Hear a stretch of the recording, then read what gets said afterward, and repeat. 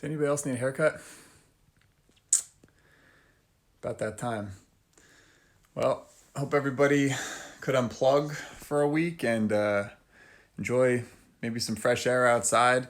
Nice spring break, and now we're back at it. And so I'm back at making the videos. Have had a breakthrough though, so I'll share my Tech Tip Tuesday with you. The app I'm using to make this video, called Clips, is exactly as the title suggests. It's short video clips that you can just string together. The thing was, before spring break, I was thinking I had to film it all in one shot, so I'm trying to make sure I get that perfect take and I don't make any mistakes. But turns out you can stop it, pause it, and then make a new clip, and it'll just string it all together. So hopefully that shortens the videos a little bit for you guys, so you don't have to listen to me for 15-20 minutes. I'm going to try to keep them 10 minutes or less. All right, so without further ado, I'm going to go into the assignment today. First homework assignment of the week. And if you have yet to watch the Khan Academy videos, make sure you check out those. It's just about 10 minutes. He gives a quick introduction. The other Mr. K, that is Sal Khan. All right, so definitely check those out, and this one, and you should be good to go for the homework today. All right, so we're going to get into it. I'm going to pause the video quick, and we're back. So this is our topic for the week: adding and subtracting radicals. We're going to get to multiplying and dividing maybe later in the week or next week, but it's not really anything new. We've seen radicals before. All right, I just wanted to highlight a couple of the ones on the homework for tonight, so that way you guys can have a few of them done for you and hopefully then tackle the rest of them. Okay, so what the other Mr. K was talking about, all right, Sal Khan, in his videos, is when you have these like terms, as we call them, like the first one here, radical 3 is your base. That's like your x. That's like saying negative 5x minus 3x. So you could combine those. You know, you take your negative 5, your negative 3, it's going to get you negative 8. Same thing here in the second example.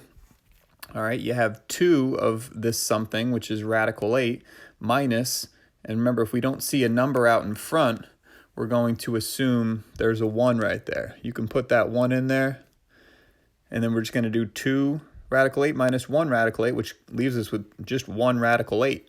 All right, so there's our 1 radical 8. We don't need to leave the 1 out front. And we just have to ask ourselves, is that fully simplified? So if you remember what we did earlier in the year before quadratic formula, is we would think about 8. If you still have your factor chart, that's awesome. Feel free to use it. All right, I'll try to post one on Classroom if you don't. Think about factors of 8. All right, 1 and 8, 2 and 4. Which one's the biggest perfect square factor? Got to be 4. So we always would write that one first. Radical 4 times radical 2. It's just another way to write radical 8. And now we take that perfect square out. That square root of 4 is simply 2. So our final answer here is just 2 radical 2. So when you check your answers on the back or Photomath, all right, you should see 2 radical 2 for that one. All right, and we'll kind of skip around here. Like I said, I'm only going to do a few. I want you guys to try these on your own. All right, number 4, pretty simple. Let's go to number 6 here, okay? A lot of stuff going on in number 6. As we look at it right here, we don't see any like terms. I see a radical 12, radical 3, and a radical 20. Nothing that we can just add, you know, or subtract right off the bat. So we're going to have to simplify first in this case, and then see if we can combine like terms. All right, so I'm going to think, how can I split up radical 12? Well, I know we have a 4 in there as well. 4 times 3 equals 12. So that's one way we can simplify that one. 3 radical 3, this one is already simplified. This is really what we're looking to break it down into, those radical 3s. That's the simplest form in this case, the simplest number that doesn't have any perfect square factors other than 1. It's a prime number. So I'm just going to leave that as 3 radical 3. And then 20, we can break down 20 here. All right, so plus 3 times. Once again, we can break this up with a 4, all right, as a perfect square factor. 4 times what gives you 20? That's right, 4 times 5. There we go. So we're almost done simplifying. All right, now I'm going to take the square root of 4 and the square root of 4 over here, and then we're going to have to do a little multiplication. All right, so negative 3 times 2 radical 3 plus 3 radical 3 plus 3 times 2 times radical 5. Okay, so now once we multiply, that gives us negative 6 radical 3 plus 3 radical 3 plus 6 radical 5. All right, so as we look at this, well, what are the like terms? Can we combine anything else? Well, I see this radical 3. There's negative 6 radical 3's there, and there's 3 radical 3's here. So those we can combine. The 5, on the other hand, this radical 5 cannot be combined, all right, because it's not a like term with the radical 3. So that's got to stay put, giving us a final answer of, well, negative 6 plus 3 is negative 3. So we have negative 3 radical 3 plus 6 radical 5, and that's it. It's as far as we can break it down.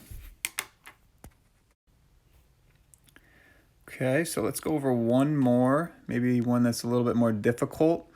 All right, I'm looking at number 10, because now we see some different, what we call indices, right? This little number here next to the square root, that's called the index.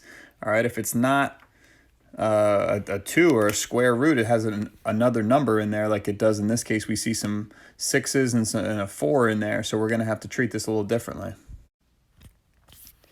Okay, so we start with 4 times the 6th root of 3. Well, we can't break down that any further. All right, the 6th root of 3 cannot be simplified, so that's kind of what we're looking for. All right, and then we have 2 times the 4th root of 32. Well, I can split up 32.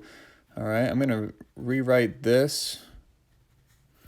Okay, and then I'm going to break down the 4th root of 32 into the 4th root of 16 and the 4th root of 2. 16 times 2 is 32.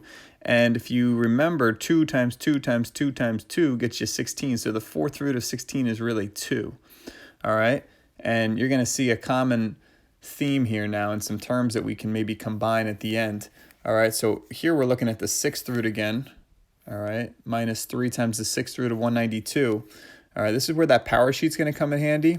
I'll show you that here in just a minute. All right, so I'm going to split 192 up into 64, the 6th root of 64, and the 6th root of 3. 3 times 64 is 192. All right, I'm going to split up the same style, same way with this last term here, which really we could have combined those in the first place. That's what Sal Khan talks about. You know, you can simplify first or combine first. It's going to get you the same answer either way. Had I done this one over, I might simplify first and then, might combine first and then simplify. Okay, so anyway, we're going to have 2 times the 6th root of 64 again, and the 6th root of 3. Okay, so now we have to do some math and break this down a little bit. So we have 4 times the 6th root of 3, that we couldn't simplify. This one we know is plus 2 times 2 times the 4th root of 2. Okay, so that's really going to give us 4. You can start to save a little bit of space here. You know, you could cross this off and just write a 4. 2 times 2 is 4. We know that. All right, just like over here, we're going to have minus 3 times the 6th root of 64 is 2. 2 times 2 times 2 times 2 times 2 times 2, all right, is 64. And then we're going to have the 6th root again of 3 minus, let's see, 2 times 2 again. All right, and then the 6th root of 3 again. All right, and let's do a little quick math again. Negative 3 times negative 2 right here. It's going to give us negative 6. All right, negative 2 times 2 here is going to give us negative 4. And now we just need to combine some like terms. All right, so hopefully you're not getting dizzy here. Let's see, we are going to, let me rewrite this in a little neater. I'm going to pause it, rewrite it, and then you can see what I'm looking at. Okay, once I rewrote that, it's a little neater now. Now we're really just looking for those like terms, which is all the sixth root of 3s. So this one, and this one, we can combine all those.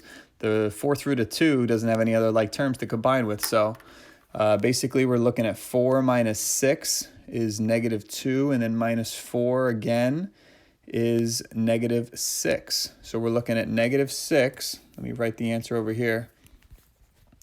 -6, and then times the sixth root of 3, and then we still had the 4 times the fourth root of 2, so plus 4 times the fourth root of 2.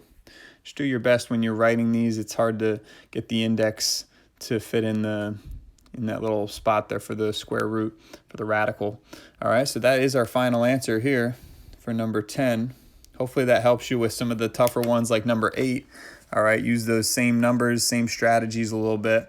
And I'm going to show you the power cheat sheet that you used before spring break. It might help you out on this as well. All right, so when you're trying to figure out these numbers and these, perfect roots and stuff like that, if you remember this power cheat sheet from last week, all right, let's say we were looking at a sixth root, or we're really looking over here on the far right when we're raising to the sixth power, and we're trying to find, it's probably not going to be 729 in most cases, so you're mostly looking at the 64. That's why we saw, a lot of 64s in that last example. You see some more in number 8, all right, and also in number 12, all right. So be on the lookout for those, and feel free to use this power cheat sheet. Like I said, I'll try to attach this again to Classroom, but if you're looking for a cube root, you're looking at this column, raising to the third power, and you're trying to find factors or numbers that look like these ones, these perfect cubes, all right? You guys know your perfect squares already, so this will just be helpful when you're, maybe going for some higher powers, some bigger roots. There's some fourth roots, I believe, on here, yep. Third roots, sixth roots, all right? So feel free to use all the resources you have, and definitely watch this video as well.